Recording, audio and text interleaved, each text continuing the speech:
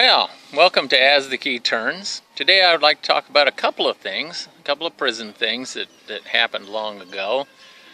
And people ask me all the time about these villages, and why I'm here and that kind of thing, so I'll discuss some of that too. First off, had an incident that we had an administrator. See, administrators in just about every field now, they have these college courses called management, and apparently they believe, and this is some of the courses that I've taken online, by the way, for free from some major universities. So if you're looking for education as opposed to a degree, you can go online now and find all kinds of classes that are given by world-renowned teachers. One of the instructors that I had a couple of years ago ended up working in the current administration, so he must have been famous or something. Anyway, what they do now is they train these people called managers, and apparently these management graduates are supposed to be able to manage anything. So prison, factory, grocery store, doesn't matter, they're managers, and that's what they're gonna manage. So they send some of these college trained managers that don't really know anything about prison, and they put them in charge. You know, they make them unit managers, the upper, supposedly the upper management of the prisons, and they don't really understand what's going on. So what happened was, there's this thing called a lockbox. A lockbox, and you've probably seen this in the movies about Alcatraz, because USP Marion and Alcatraz had mostly the same equipment. The equipment that opened the doors in Alcatraz opened the doors at USP Marion. So that box that all the equipment is in, there's an actuator bar, there's a cell selector switch, and then there's a thing that I don't even know what you call it. It just clicks the little piece of metal that's above the cell that pops it so that we can actually move the door. This woman came up with this really great idea that inside that box was really dirty, and they were going to have some sort of inspection or something. So she says, well, it should be cleaned out, and since the officers aren't going to clean it out, we'll have the inmates come down and clean it out. I was like, oh yeah, well, when are we going to do that? Well, we'll do that on the midnight shift. From midnight till 6 in the morning, the officer doesn't have keys to the lockbox or pretty much anything, because if an inmate, like happened at USP Alcatraz long ago, was able to spread the bars and get a hold of the officer, then he could get a hold of the keys to the lockbox, let everybody out. And then we have a major problem with all the inmates running loose. So what they do is they take the keys from you and they put them in the control unit, or the control center. So because they don't want us to have the ability, even if it was a knife at our throat. And there's also this slot in the door that if I see that I'm about to be taken hostage or I'm going to lose control of my keys, I can throw all my keys that I have into this slot and deny the access of the keys to the inmate. So before they kill me, I'm supposed to throw my keys in this slot and keep them from having access to anything, because the riots at USP Atlanta, back when the Cubans went all crazy and took control, and Silverstein was running all over the prison talking about murder and all the officers and things. You know, when that happened, they had access to the keys, so they came up with this idea that, get rid of it. So anyway, this lady, she decided that the inside of the inside of the lockbox needed to be cleaned.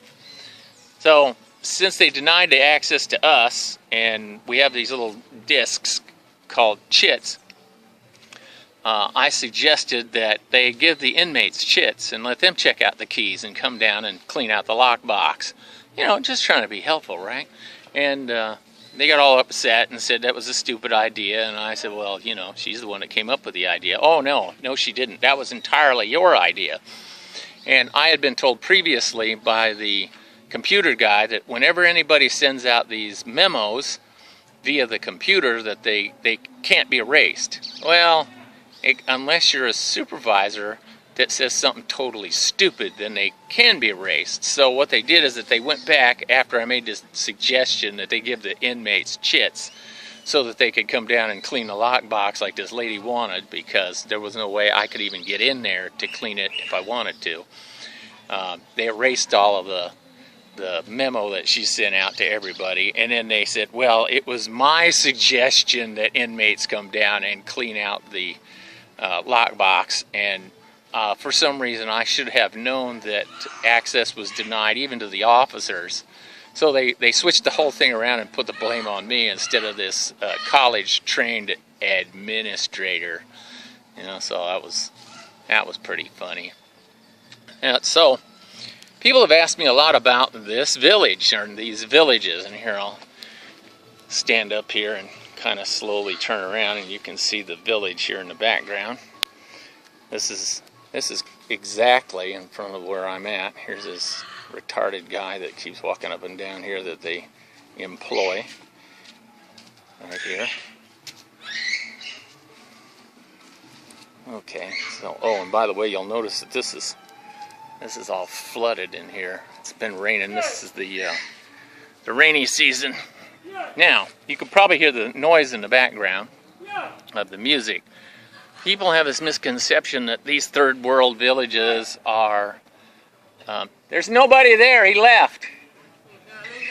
He's gone. I don't know where he went, but he's gone. No, there's nobody there. Ah. I see. All right. Cool. All right, tomorrow. Inyana. Anyway, what people have this misconception is that these villages are peaceful and everybody gets along, and it's just no stress, paradise. Exactly the opposite is true. This whole street here is my relatives through my wife. They're all relatives of hers, and because they're relatives of hers, they're relatives of mine, because we've been married damn near like 35 years now. So I've interacted with these people for literally decades. I'm talking about the village in general.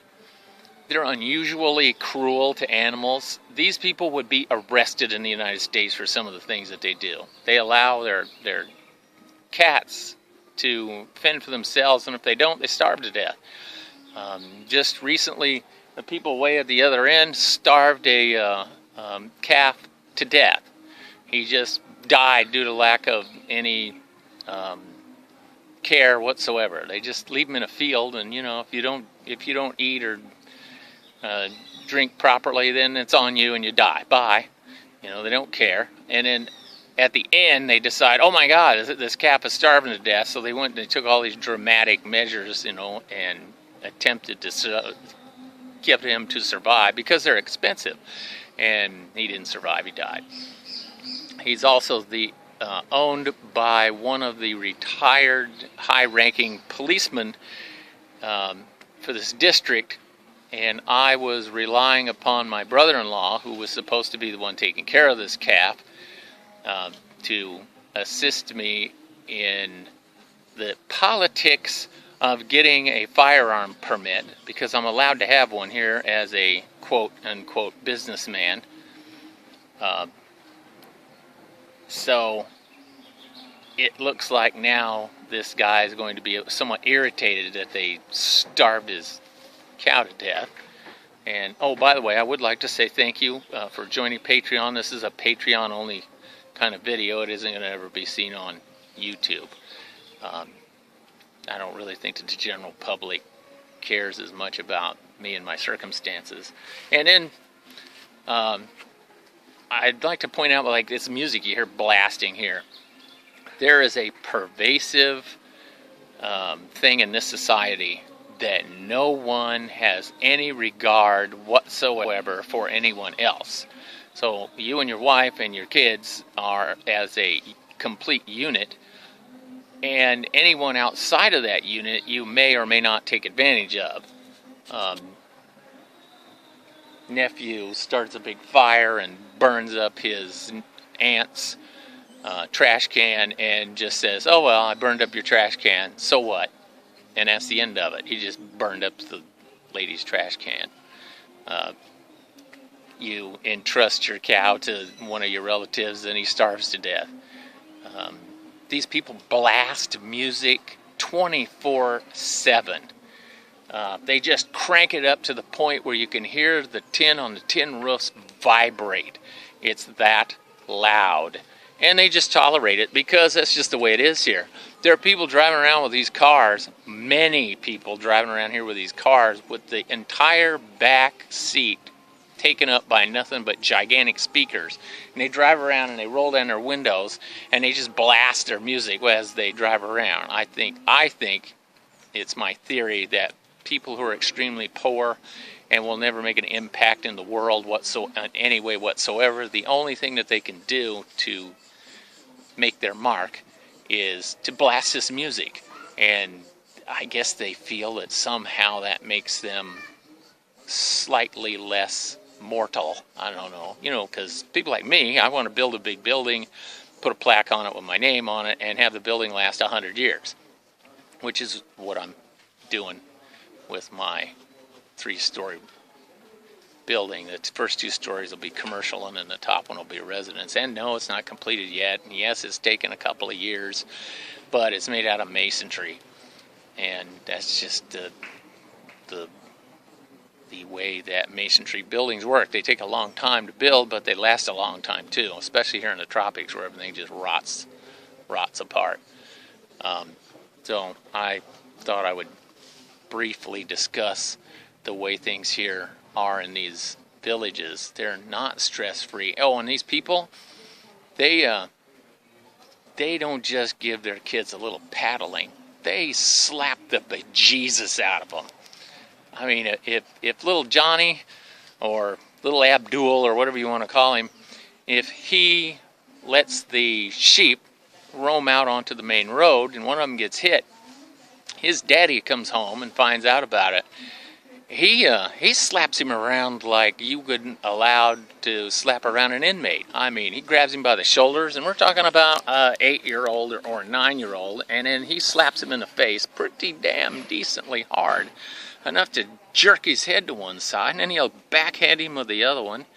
And then mom is screaming at the little guy the whole time. It's just, it's like, wow, man, if you did that at Walmart in southern Florida, the cops would come and haul you away.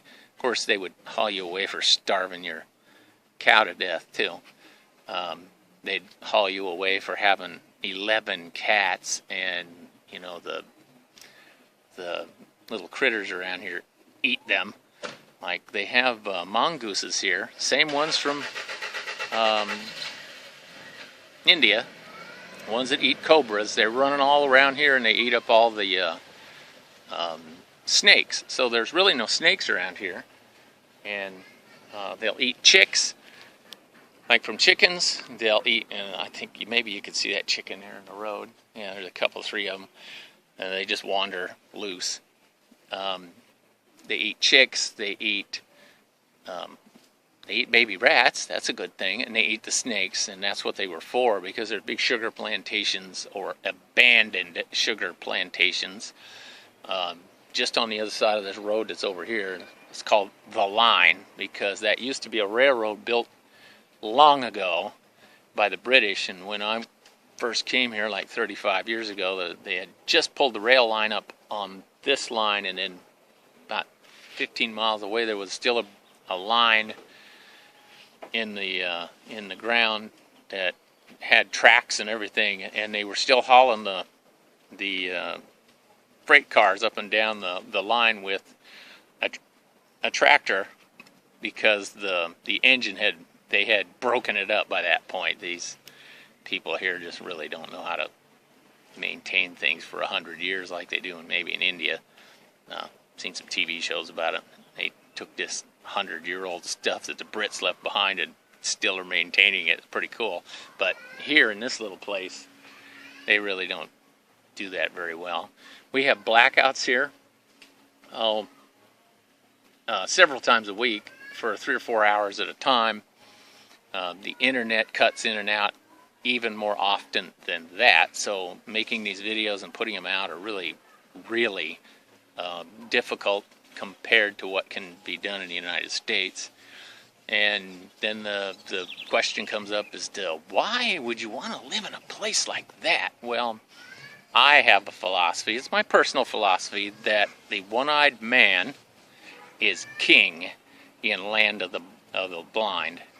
And believe me, here I'm fabulously wealthy and educated to way beyond the average person. And so, since I'm a retired correctional officer that had a high school diploma and served a bunch of time in the military, that ought to tell you something about the average education in this place.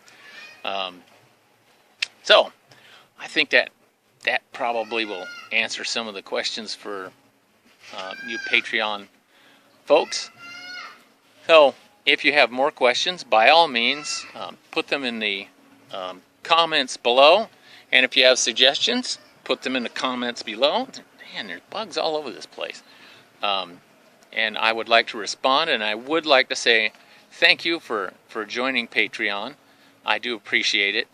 And we have social media too that you can interact with us as a group. So if you want to go to As the Key Turns on Facebook, or if you want to send me an email, and tell me if I can read your email on here too. I would like to be able to do that with some of them, but I want your permission first, and tell me how to use your name. In other words, you can call me Fred, and you can read my email on Patreon if you wish. You have to give me a little something like that in your email, and then I will. So it's asthekeyturns@mail.com. That's asthekeyturns@mail.com. And as always, thank you for watching.